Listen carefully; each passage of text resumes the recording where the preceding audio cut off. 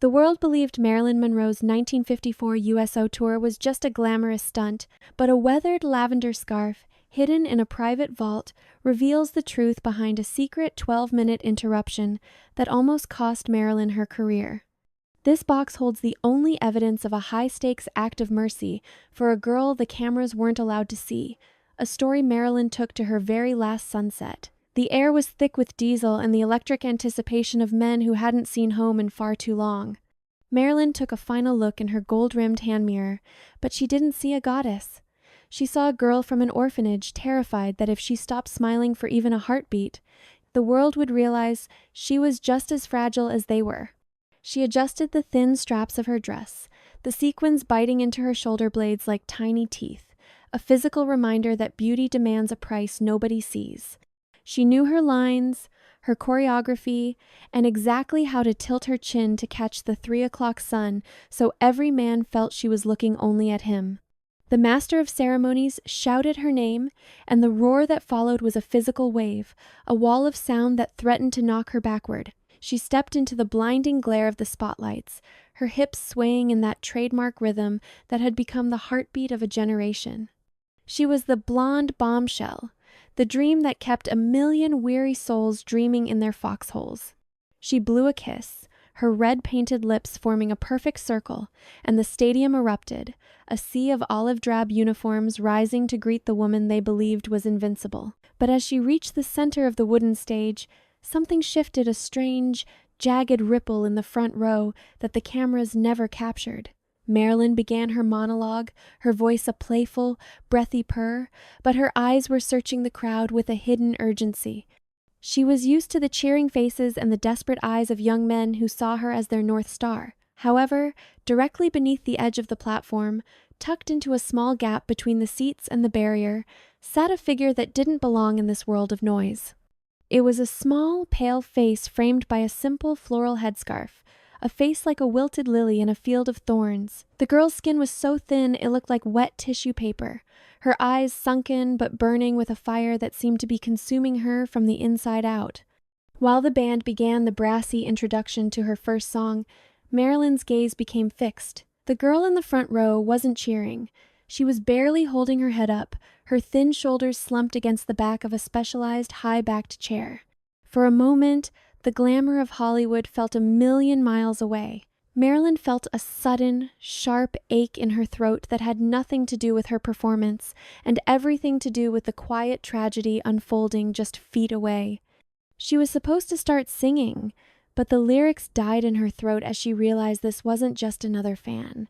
In that split second, the icon realized that for one person in this massive crowd, the clock was ticking down to a final, silent midnight. If stories of hidden history and the true hearts of Hollywood legends touch your soul, please subscribe and join us for more journeys into the past. The brass section roared, but to Marilyn, the music sounded like glass shattering against a marble floor. She stood frozen, her hand halfway to her throat, as the stadium lights seemed to dim until they focused on one single, heartbreaking point. There, amidst the thousands of soldiers, was 16-year-old Clara, a girl whose journey on this earth was reaching its final sunset far too soon. Clara's skin was the color of translucent porcelain, and her eyes, though clouded by a long and weary battle with illness, were fixed on Marilyn with a devotion that transcended mere celebrity worship. Beside her, a woman who could only be her mother sat white-knuckled on the arm of the wheelchair, her fingers interlaced so tightly they had turned white. Her face was a mask of suppressed grief and a desperate, clawing hope. It was a sight that shouldn't have been there, a reminder of the frailty of existence in the middle of a celebration of life and vigor. Marilyn felt the familiar mask of the starlit slip, the heavy foundation on her face suddenly feeling like a suffocating cage. The orchestra leader, sensing something was wrong, glanced over his shoulder with a look of frantic confusion, but Marilyn didn't turn to look at him. She was watching Clara struggle to lift a trembling hand, a gesture so faint it was like the fluttering of a bird's broken wing against a cage. The girl's mother leaned in, whispering into her daughter's ear, and the girl's lips moved in a silent response. The audience began to murmur, the soldiers sensing the sudden shift from high-energy spectacle to a heavy, weighted silence. Marilyn knew what the producers would say later about the cost of every lost minute. She could see them in the wings, men in suits with clipboards, their faces turning a panicked shade of crimson, gesturing for her to continue. But she didn't care. She looked at Clara and saw herself, that lonely little girl who once dreamed of someone coming to save her from the darkness. She saw the absolute end of a young life, reflected in those tired eyes, and she knew that continuing the song would be betraying the very soul she protected behind her famous persona. The silence grew so profound you could hear the distant snap of the flags and the low hum of the amplifiers. Marilyn raised her hand in a sharp, definitive motion toward the conductor. The music didn't just fade, it stopped with a jarring, absolute finality that echoed off the concrete walls. She didn't offer a joke or a rehearsed apology. Instead, she took a long, steadying breath and walked toward the edge of the platform, her sequins catching the light one last time before she stepped out of the glow. The world held its breath as the woman everyone wanted to touch decided to reach out for the one person who couldn't reach back. With a look of fierce determination and a tenderness that melted the hearts of every tough soldier, Marilyn Monroe prepared to do the unthinkable. "Turn off the spotlights," Marilyn whispered, her voice cracking through the silence like a prayer in the dark. For the first time in her career, the woman who lived for the light turned her back on the cameras and walked into the shadows where a soul was waiting. A hush fell over the 10,000 soldiers. The production managers were frantic, whispering into their headsets, but Marilyn didn't even glance their way. She sat on the edge of the stage, her legs dangling like a schoolgirl's, and then, with a grace that felt almost holy, she lowered herself into the dirt. There were no stairs to protect her gown, but she didn't care about the thousands of dollars of silk and sequins being ruined by the dust of the arena. She was a woman on a mission of the heart. She walked slowly across the gap, her heels sinking into the soft earth, until she was standing directly in front of Clara's wheelchair. The security guards started to move forward, their boots crunching on the gravel, but Marilyn raised one soft, white hand and stopped them. She didn't want a barrier. She knelt in the dirt, the hem of her golden dress soaking up the moisture of the ground, until she was at eye level with the girl. This was the moment the world stopped turning. To the men watching from the rafters, the image of the world's most beautiful woman kneeling in the dust to reach a failing child was more powerful than any movie scene they had ever witnessed. Up close, Marilyn could see the fine blue veins in Clara's temples and the way her breath came in short, shallow hitches. The girl's mother was weeping now, not with loud sobs, but with the quiet, exhausted tears of a parent who has spent too many nights watching the light slip away in a hospital room. Marilyn didn't say a word at first. She simply reached out and took Clara's small, icy hand into her own warm palms. She began to rub the girl's fingers, trying to bring a spark of warmth back to a body that had been fighting a difficult battle for far too long. The girl's eyes suddenly sharpened, focusing on Marilyn with wonder. It was as if the two of them were the only people left on the planet, cocooned in a private universe. Marilyn leaned in closer, the scent of her French perfume mixing with the medicinal smell that clung to the girl's clothes. She ignored the clicking lenses, focusing entirely on the waning spirit before her. As she leaned toward the girl's ear, the mother leaned forward too, sensing something sacred was about to be shared. The secret that was about to pass between the icon and the departing soul would stay between them for only a moment before it changed the course of the afternoon. Clara reached out a thin, trembling hand, her skin almost as translucent as the silk of Marilyn's gown, and the star didn't just offer a polite squeeze. She took that fragile hand and pressed it firmly against her own warm cheek, letting the girl feel the heartbeat in her jaw. The thousands of men in the stands seemed to vanish, leaving only the sound of the wind and the quiet, labored breathing of a girl whose time was growing very short. Marilyn felt the dampness of her own tears beginning to track through her makeup, but she made no move to wipe them away. She looked into Clara's eyes, which were wide with a kind of celestial recognition, as if the girl was seeing past the blonde hair to the lonely child who still lived inside the icon. Clara's mother, her voice a ragged whisper, explained that they had traveled over 300 miles in a specialized ambulance for this 1 hour. She reached into the side of the wheelchair and pulled out a small, battered scrapbook. It was filled with magazine clippings, but not of Marilyn's premieres.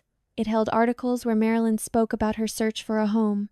Clara had pointed to the screen during a hospital screening and told her mother that she could see the hidden sadness in the actress's eyes, a sadness that made the girl feel she finally had a sister who understood her.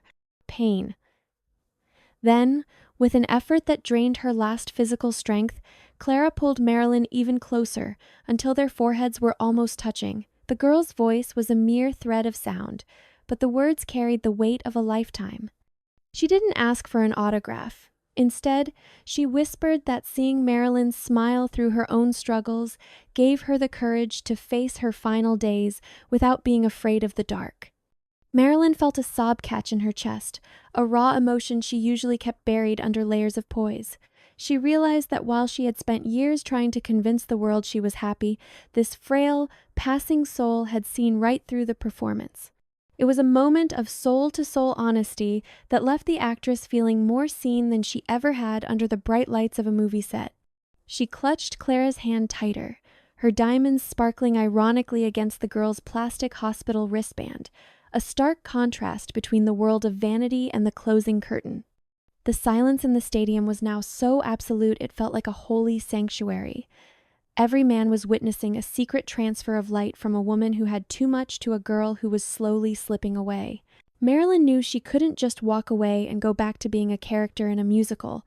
The next few minutes had to belong entirely to Clara, a final tribute to a courage that far surpassed anything found in a script. As Marilyn pulled back to look Clara in the face again, she saw a flicker of worry in the girl's eyes, a fear that the magic was about to end. But Marilyn simply smiled, a genuine, tear-streaked smile that reached her soul, and prepared to give the girl a gift no amount of money could buy. The cameras were clicking incessantly, but Marilyn shifted her weight, using her silhouette to shield Clara from the prying lenses, creating a private sanctuary in the middle of a crowded stadium. She leaned in, her golden hair falling like a protective curtain around their faces, and whispered that for the next few minutes, the rest of the world simply did not exist. The frantic producers were pacing near the edge of the stage, checking their wristwatches and whispering to security about the thousands of dollars slipping away, but Marilyn did not give them so much as a glance. She had spent her entire life being told where to stand, but in this moment of impending loss, she reclaimed her soul by giving it entirely to a stranger. She began to talk to Clara about the simple, beautiful things that make a life worth holding on to. She spoke of the way the Pacific Ocean looked at 5 o'clock in the morning, when the water was a deep, bruised purple, and the only sound was the gulls calling to the sun. She described the scent of gardenias after a summer rain, and the feeling of sand between your toes on a warm afternoon. She spoke of things that had no price tag, but were worth everything. As she spoke, the tension in Clara's face began to melt away, replaced by a look of serene peace. Marilyn took a small silk handkerchief and gently dabbed the perspiration from the girl's forehead, her movements as tender as a mother tending to a sleeping infant. The thousands of soldiers, men who were trained for the harsh realities of combat, found themselves wiping their eyes as they watched this display of unvarnished humanity. There was no artifice here, just two women sharing a conversation on the threshold of eternity. Marilyn asked Clara about her favorite things, listening as the girl whispered about her pet cat and the way her grandmother used to bake apple pies. For those 20 minutes, the blonde Bombshell was gone, and in her place sat Norma Jeane, a woman who understood that the most precious thing any human being can give another is their undivided time. She made Clara feel like the most important person in the world, a star in her own right. The girl's mother stood by, her hands clasped in a silent prayer of gratitude, seeing her daughter look truly alive for the first time in months. The air in the stadium seemed to grow warmer, as if the heartbeat of the crowd was pulsing in sync with the quiet exchange. Marilyn knew she couldn't stay in this pocket of peace forever, and that the world was waiting for her to return to her pedestal. But before she left, she realized a conversation wasn't enough to carry a soul through the coming transition. She looked back at the girl, and a new kind of light began to glow in her eyes, a light that was softer than any spotlight. She knew that Clara needed a melody to carry with her when the voices of the world finally faded into the distance. Marilyn chose to make Clara's world a little brighter. Is there someone who once made you feel seen when the world felt dark? Tell us their story in the comments below. Marilyn stood up slowly, her golden dress shimmering like a liquid flame in the afternoon sun, but she did not climb back up the stairs. Instead, she stayed right there in the dust, leaning over Clara's wheelchair as if she were the only person in the universe who mattered. The silence in the stadium was so deep it felt like a heavy blanket, a collective holding of breath by 10,000 men who realized that the performance of a lifetime was about to begin without a single instrument. Without the backing of the band or the rhythm of the drums, Marilyn began to sing, her voice a soft, tremulous thread that floated through the humid air. She chose a slow, lullaby version of "Someone to Watch Over Me," and the roughness of her breathy tone made the lyrics feel raw and real. This wasn't the polished singing of a movie star. This was a woman pouring her heart into the ear of a child who was nearing the end of her journey. Her voice cracked on the high notes, not from a lack of talent, but from a surge of genuine, uncontainable emotion that made the hair on the back of the soldiers' necks stand up. Clara's eyes suddenly flew wide, reflecting the sky and the beautiful woman leaning over her. A tiny, radiant smile began to play at the corners of the girl's lips, a sight that made her mother bury her face in her hands. Marilyn didn't look at the cameras. She kept her gaze locked on Clara, her hands gently stroking the girl's hair. Every word of the song seemed to take on a new, sacred meaning, as if it were a guidepost for the final steps of a long walk. The stadium was so quiet that you could hear the distant cry of a bird and the soft rustle of Marilyn's sequins against the cold metal of the wheelchair. As the final, lingering note of the song faded into the breeze, a single tear escaped Marilyn's eye and fell onto the back of Clara's hand, a diamond of salt and water that meant more than any jewel in Hollywood. The girl reached up with a strength that seemed to come from another world and touched Marilyn's cheek. For that one moment, the shadow of the inevitable vanished, replaced by a light so bright it felt as if the sun had descended. Clara's face was lit with joy so pure it was almost unbearable to look at. The soldiers in the rafters did not cheer. They sat in a reverent, tearful hush. They had come to see a glamorous icon, but they had found a saint in a gold dress. Marilyn took a deep, shaky breath, her chest heaving, and she knew she had one more thing to do before she let go. She leaned down and whispered a final promise that would stay with the girl until the very last second. But the miracle didn't end there. What happened when the music finally resumed would change the hearts of those 10,000 men forever. The hum of a waiting ambulance grew louder, a somber reminder that the afternoon was drawing to a close. As the medical attendants stepped forward, Marilyn realized that words and songs were no longer enough to bridge the gap. She looked down at her own hands, sparkling with the cold fire of diamonds and the polished sheen of a Hollywood life, and felt a profound sense of detachment from those material things. Without hesitation, she reached up to her neck and unfastened the delicate silk scarf she had been wearing, a pale, lavender piece that smelled of her signature rose and jasmine perfume. It was her favorite, a small comfort she carried to remind herself of home, but as she looked at Clara, she knew the garment had found its true purpose. With the tenderness of a sister, Marilyn wrapped the silk around the girl's thin neck, tucking the ends into the floral headscarf to keep out the evening chill. "This is a piece of my heart," Marilyn whispered. "Whenever you feel the wind, I want you to feel me hugging you.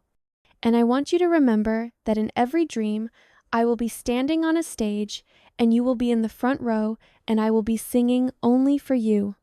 Clara's mother let out a small, choked sound of gratitude, watching as the world's most famous woman took the girl's hands and kissed each one with a reverence usually reserved for royalty. Marilyn was giving the child something to hold on to as she prepared to enter the final valley. The medics moved the wheelchair toward the ambulance, while Marilyn stood in the dust and watched them go. Her golden dress was now stained with the dark earth, and her hair was beginning to lose its perfect shape, but she had never looked more radiant. She didn't turn back to the stage or look for a mirror to fix her ruined face. Instead, she stood perfectly still, her hand raised in a slow, steady wave as the ambulance doors closed. She stood there until the vehicle disappeared through the stadium gates, taking a piece of her soul with it. The soldiers around her began to stand to honor the woman who had just shown them the true meaning of courage. Marilyn felt the weight of 10,000 gazes, but for the first time, she didn't feel like a commodity. She felt human, raw, and bleeding with a compassion that the studio heads back in California would never understand. She knew she had to find the strength to walk back up those wooden steps and face the world again, even though her heart was breaking for a girl she had known for only an hour. As she turned back toward the center of the stage, the bright spotlights flickered back to life, but the woman they illuminated was not the one who had started the show. A transformation had occurred in the dirt of that stadium, and the legend of Marilyn Monroe was about to take a turn that would leave the critics speechless.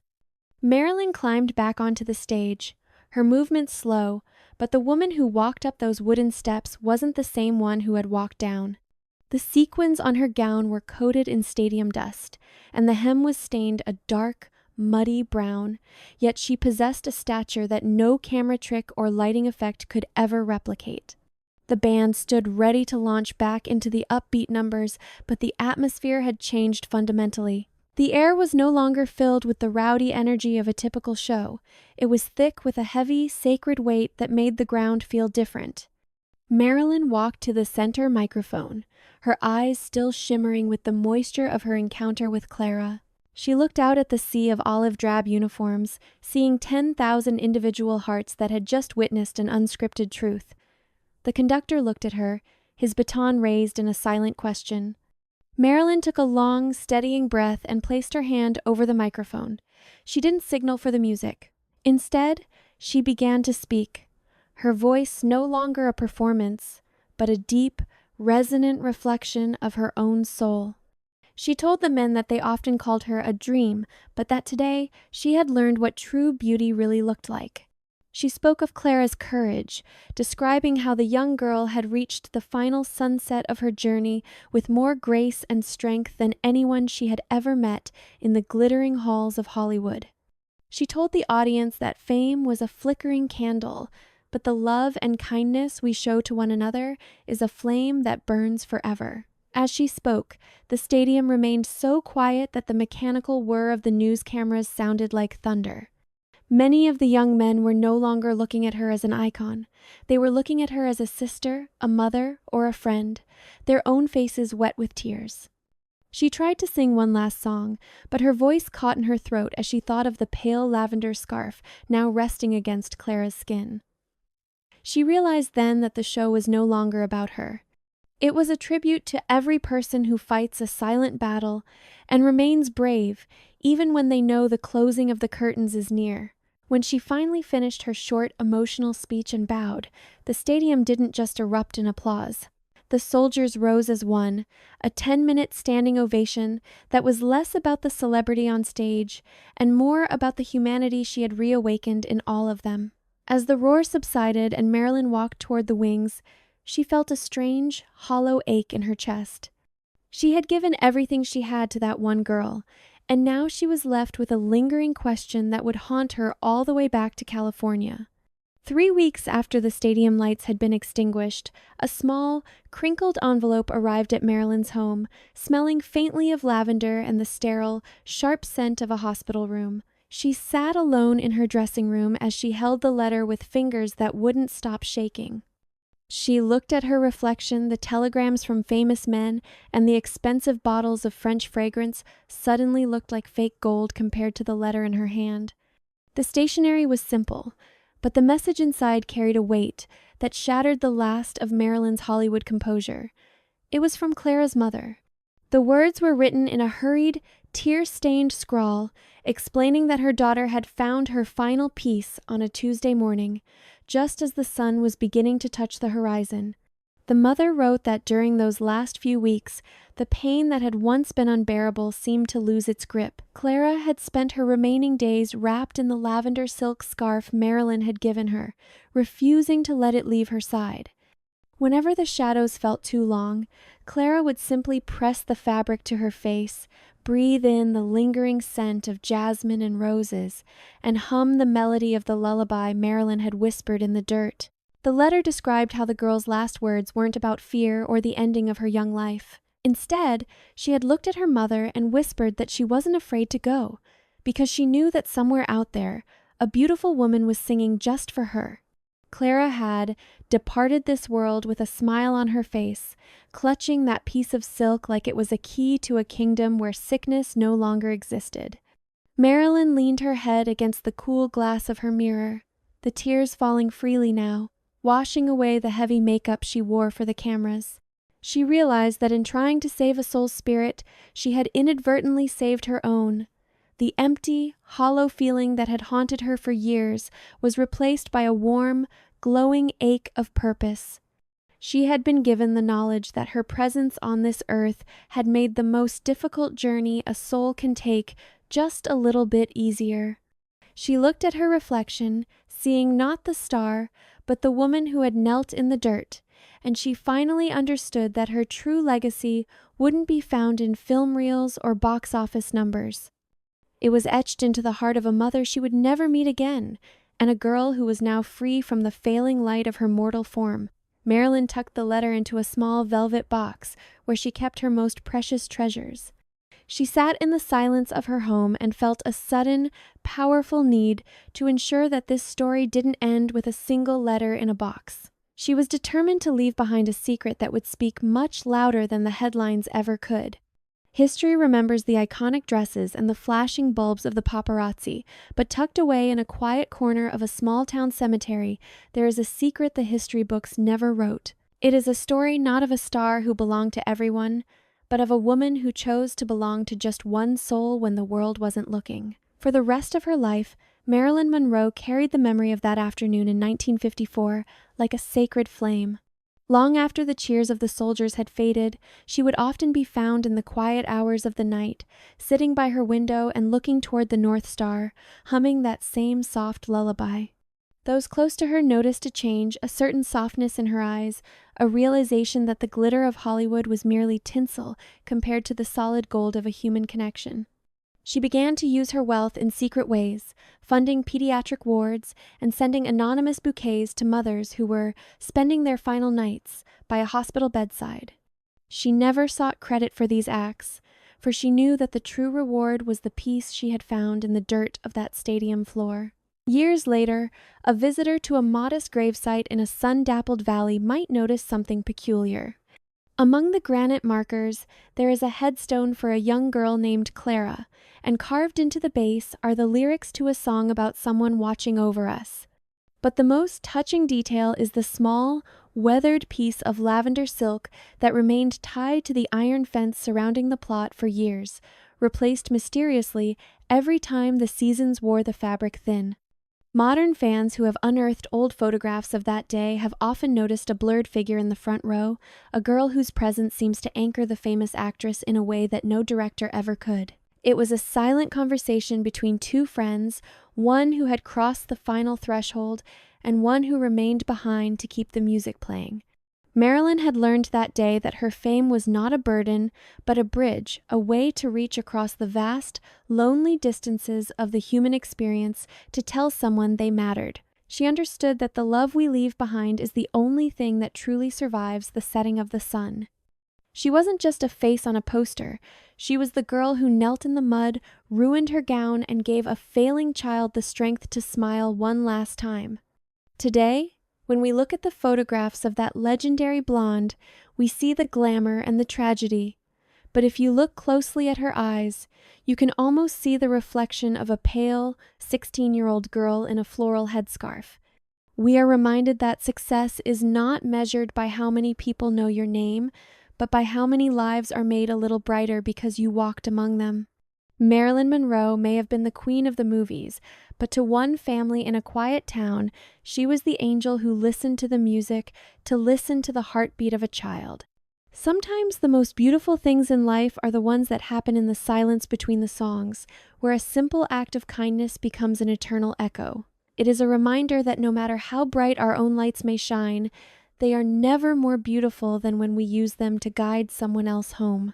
If you felt the warmth of Marilyn's secret act of kindness today, please give this video a like and share to help her legacy reach more hearts. To ensure you never miss these lost chapters of history and the emotional stories behind Hollywood's biggest legends, hit that subscribe button and ring the notification bell. Thank you for spending these moments with us. We'll see you in the next story.